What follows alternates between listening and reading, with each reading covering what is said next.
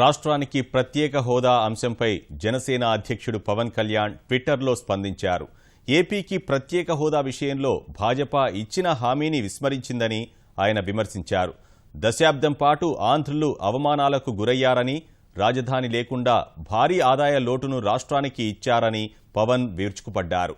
రాష్ట్రానికి ప్రత్యేక ప్యాకేజీ ప్రకటన కంటి తుడుపు మాత్రమేనన్నారు. భాజపా ప్రకటించిన ప్యాకేజీలో ప్రత్యేక అన్న పదం తప్ప వేరే ఏమీ లేదని విమర్శించారు. ఆంధ్రులను వెన్నుముక లేనివారిగా భాజపా పరిగణిస్తోందని పవన్ ధ్వజమెత్తారు.